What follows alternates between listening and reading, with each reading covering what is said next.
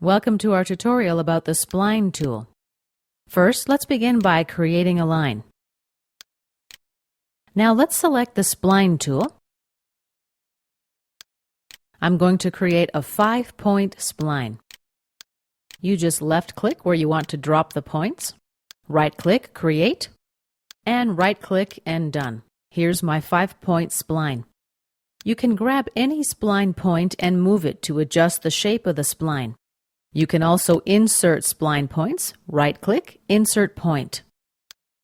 Modifying the spline is very easy after you've created it. When you're finished, simply right-click and select Done. You can grab and drag your new point into any position where you want it to be. You can delete points by selecting any point and then pressing the Delete key on the keyboard. The position of any point used in a spline can be dimensioned.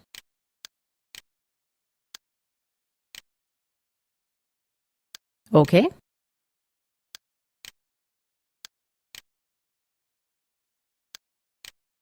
Right-click, Vertical.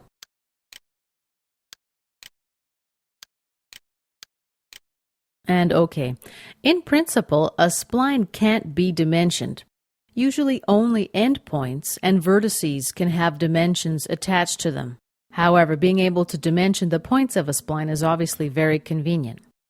Autodesk Inventor provides additional tools for modifying spline curvature. Let's right-click and select Done. Now let's right-click on the point again, select Bow Tie, and then Handle. I'm able to grab this handle, and I simply move it to adjust the curvature of the spline. After you've adjusted the curvature, you can then dimension the handle. The handle has to be visible. Click on the dimension. Select the handle. Let's enter 1 and click OK. I can also dimension the angle. Let's say 30 degrees here. OK. The UL here stands for unitless. This means it's not a dimension value. We can remove the handle. First, let's select Done. Now right-click again, Bow Tie, and unselect Handle.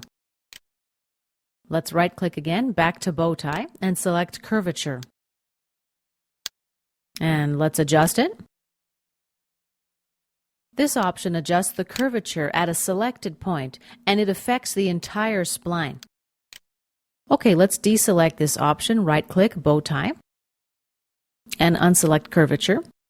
The last option here is Flat. This option holds the selected area on a spline flat.